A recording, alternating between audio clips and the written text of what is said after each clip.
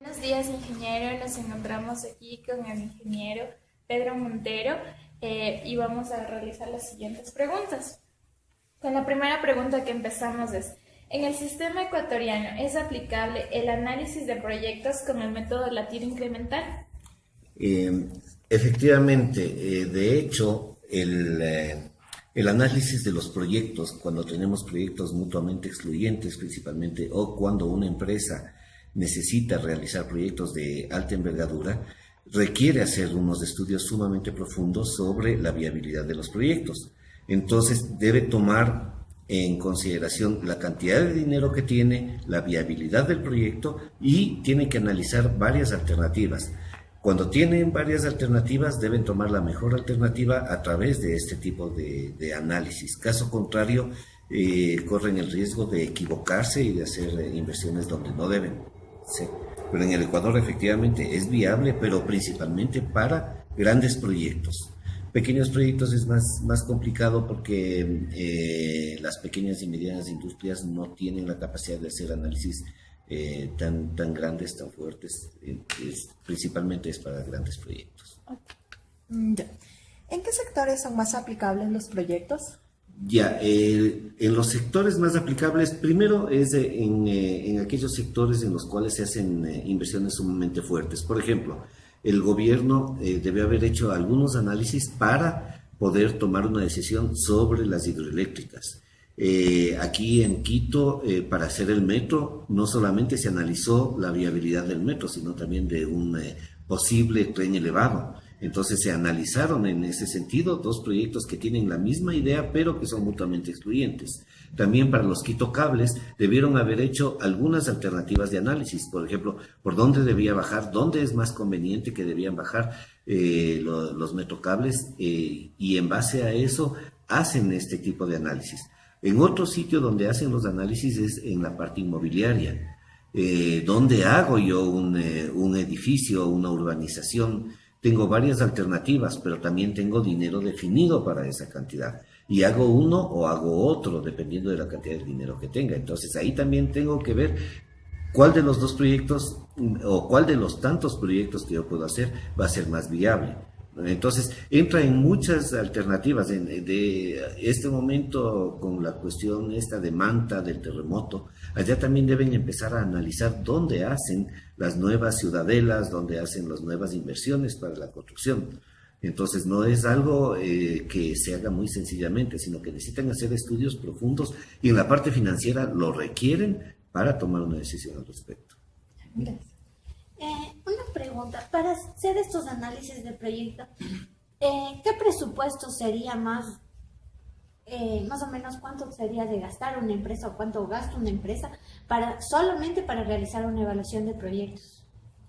¿Un Ese estimado? no hay estimados. En eso no tenemos estimados. Depende del tamaño del proyecto. O sea, puede haber proyectos que cuesten millones, como puede haber proyectos que cuesten muchísimo menos. Depende del tamaño del proyecto para hacer este tipo de análisis. Hay empresas especializadas, por ejemplo, para el metro de Quito, los españoles, solamente los estudios cobraron millones de dólares, ¿no? Y solamente eran los estudios. Y entonces ahí dentro de los estudios se analiza esta parte financiera. Para los metrocables debieron haber gastado otros tantos millones para hacer ese tipo de cosas. Pero en cambio, los señores de Uribe Suasco, por ejemplo, ellos ya tienen sus propios equipos de trabajo, a los cuales les pagan un sueldo, por ejemplo, están dentro de su propia empresa y les piden que hagan los análisis respectivos. Posiblemente para ellos es mucho más barato hacer este tipo de análisis. Entonces, los presupuestos no se miden o no hay una base definida para esto, sino que depende del tamaño del proyecto que se vaya a hacer. Sí. Otra pregunta, si para comenzar un proyecto es mejor comenzar con un capital propio o financiarse mediante un préstamo. Ya, a ver, el principio de finanzas es trabaja apalancado, utiliza fondos de terceros para generar rentabilidad para tus accionistas. Entonces, el principio es siempre uno tiene que trabajar con deuda, trabajar con fondos de terceros. Es la mejor alternativa. Pero ¿hasta qué monto? ¿Hasta dónde? Entonces uno tiene que hacer un análisis en ese momento de cuál es la conveniencia o cuál es el costo que le genera el proyecto a los inversionistas. Si el costo es demasiado alto porque está demasiado endeudado, tiene que cuidarse y poner fondos propios. Pero si el endeudarse le ayuda a disminuir el costo del proyecto, la tasa de descuento o el WACC o el costo ponderado de capital, en ese momento tiene que ver cuál es la mejor alternativa para hacerlo. Ahora, si es que yo tengo una rentabilidad sumamente alta y con un riesgo bajo, pondría mis propios fondos. Pero si el riesgo es alto, prefiero compartirlo con otras entidades. Entonces ahí me endeudo más para que otras partes entren a integrar el proyecto. Sí.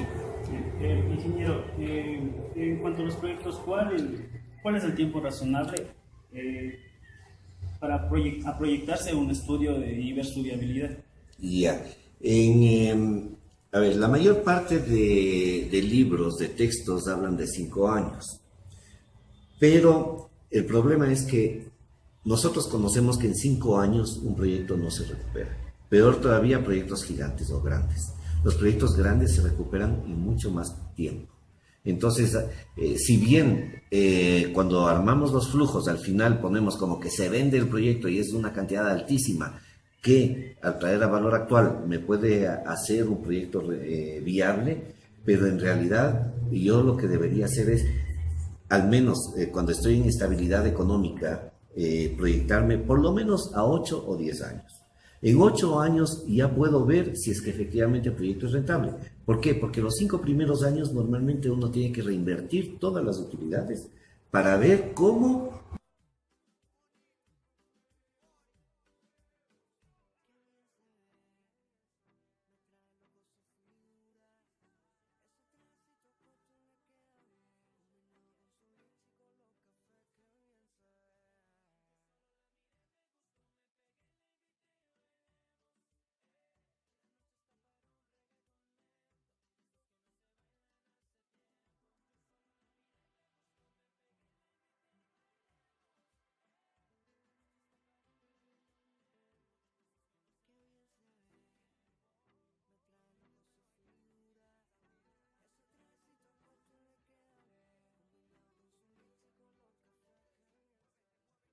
¿Cuál es el método más recomendable para una toma de decisión sobre un proyecto?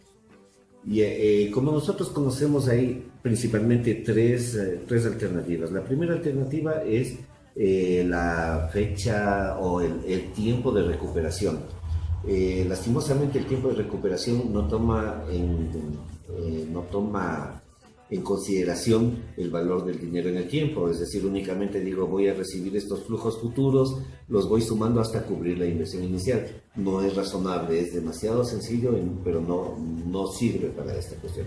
La segunda alternativa es el valor actual neto. En el valor actual neto traigo a valor actual todos los flujos futuros que voy a recibir, los pongo en términos de la inversión inicial, le resto y defino si tengo un VAM positivo, hago el proyecto, si tengo un VAM negativo, posiblemente no lo hago o redefino la tasa de descuento. Y la tercera es la tasa interna de retorno, que es la que ustedes están revisando. Con la tasa interna de retorno lo que hace es corrobora lo que dice el valor actual neto, ¿sí? Pero en cambio la tasa interna de retorno tiene el problema de que cuando hay más de un flujo negativo, las tasas, hay más de una tasa interna de retorno. Entonces nos encontramos en problemas en esta cuestión. Dentro de lo que ustedes estuvieron estudiando en las tasas incrementales, lo que se hizo es corroborar lo que dijo el valor actual neto. Con el valor actual neto yo defino cuál de los proyectos hago. Aquel proyecto que me genere un mayor VAM, ese proyecto lo hago. En base, por supuesto, a la cantidad de dinero que tenga. Pero el proyecto de mayor VAM, ese es el que la tasa interna de retorno, cuando yo calculo la tasa interna de retorno incremental, lo que hizo es justificar que efectivamente ese proyecto se debía hacer. Entonces, la mejor alternativa para tomar una decisión es el valor actual neto. ¿Por qué? Porque cuando yo tengo valor actual neto, no importa que hayan flujos negativos, pues a esos flujos negativos también los traigo a valor actual con su signo negativo y los estoy poniendo en equivalencia de una misma fecha. Entonces, si me sale van positivo, hago el proyecto. ¿Ok? Ok, ingeniero, muchas gracias. Muchísimas gracias. Sí.